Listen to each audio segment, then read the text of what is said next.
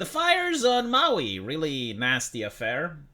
You'd probably hear more about them if it happened under Trump administration, but it's clear that the people in power don't really enjoy any type of conversation about this subject, so they're trying to bury it. I'm not going to talk much about it, but there is an interesting quote that I have heard. Well, actually, there's two. The first one is that they didn't release the water, and that water was rationed based on equity. Really, no interesting and forward-thinking way of rationing water, whatever the fuck that is. But this is another interesting topic, so let's see if we can analyze it. The sirens. I do not. So basically, the question is, why didn't they play the sirens, right? So the Maui people have sirens that allow people to know that there's a tsunami coming. So it makes a loud noise, and it basically tells people that there's danger, right? So this is how the authorities respond on why they didn't play the sirens that night. And the reason why, So many people said they could have been saved if they had time to escape. Had a siren gone off, they would have known that there was a crisis emerging. And as we know, so many bodies were found in the ground as the flames caught their heels. Give me the answer. the sirens, as I mentioned earlier, is used primarily for tsunamis. And that's the reason why many of them are found, almost all of them are found, on the coastline. The public is trained to seek higher ground in the event that the siren is sounded. Had we sounded the siren that night, we're afraid that people would have gone Malka.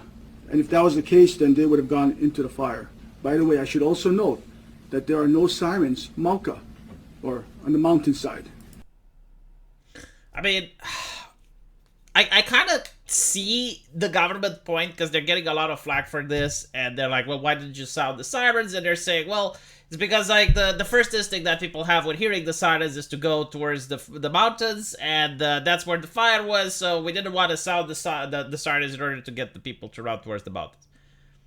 But like, here's the problem that I have with this. When you hear the sirens, right, and you wake up from your bed and you go outside, it's night, right? Like, it's not daytime, it's night. You can see the blazing inferno. You can see the smoke. You have a phone that you can use to contact other people and ask them what the fuck is going on. So the problem that I have with this is like, this is modern politics where the government has so little faith in the ability of a person to do critical and rational thought that if they don't think they can micromanage exactly how people are going to react, they don't trust the people at all. Obviously, I don't know what happened, and I don't know like if this is just like something that they come up with an excuse, like there may be other reason why they didn't sound the siren. But if this is the reason, it's the dumbest reason that I have heard. Like, look, the whole idea is that this is happening during the middle of the night. The fire is progressing rapidly. People are asleep. They don't know about it. And by the time they figure it out, it's too late. So you want to make a loud noise to wake these people up. And once the people are up, they will figure it out. Like they're not lemmings. They don't go into the car and they drive into the mountains and they say, oh, well, fire. Well, I don't care because the tsunami is like coming right behind me. It's like, that's not how it works, right? Like normal people, they use their senses and they figure stuff out. They'll be like, why are the sirens? Is it tsunami? No, like, look, fire. Like, oh, maybe that's why. I don't know. It's so bizarre, isn't it? I remember like Donald Trump used to create a system that's very similar to what we have here. It's called Raw Alert. So Raw Alert is basically like the Romanian alert system. It was used in a way so that people can't buy phones that can't be tracked by the government, like unironically. In Romania, you can't buy phones that aren't smartphones anymore because like they're not connected to Raw Alert. Anyway, it tells you whenever there's like something bad. So it's going to give you a message. Your phone vibrates. It makes a specific sound, and it will say like, "Don't go out. There's a fire at the storehouse in the city. There's chemicals in the air. Right? Like, stay away from that area." Or it will say, really nasty hail conditions outside, stay indoors. It may say like massive rain is coming. It lets you know when the meteorological events are really bad. I really hate the system, by the way, but it can be used in situations like this, right? It's like people are asleep. There's a tsunami, there's the tornado, there's a hurricane, there's a fire, and you can use the system in order to let people know. Trump wanted this system. They said it's fascismus. It is fascismus for the president to be able to force his speech onto people. I mean, okay, sure. I'm not an expert of fascismus. At least I do read a little bit about history. I know what Benito Mussolini wrote and the fascism in Italy. I don't think like Benito Mussolini was trying to get his messages on people's smartphones. But apparently rationing water based on equity, that's not fascismus. No. That is the opposite of fascismus. It must be democracy. It's how the people there voted. Also, interestingly enough, how the emergency management agency chief all of a sudden is sick. So they resigned for health reasons. I love these government positions. What can I say? There are a couple of government positions where you don't really do much, right? So, like emergency management agency. I mean, most of the time, 99.9% of the time, there isn't an emergency, right?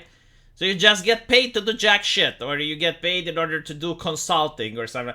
You're basically leeching off the taxpayer. But when your job is actually important, when you're actually needed and you have to do something, the health reasons. Okay, I mean, sure, why not? I wonder, if they're still going to be asked questions because, let's say I'm the security guard at a company, right? So I'm security guard at Pfizer. And normally nothing happens, right? Like most of the time... there's no problem, right? No one is trying to break in. Like, that's not even within the question. But, like, let's say there is a breaking in. And the next day I say, well, you know what? I think I'm going to resign because I'm sick. Health reasons. Do you think Pfizer is going to let me off the hook? Or is it like, okay, you can resign, but we still have questions. I hope you're going to lawyer up because you're going to need it. I'm really curious, if the emergency management assessment chief is going to have to answer these questions.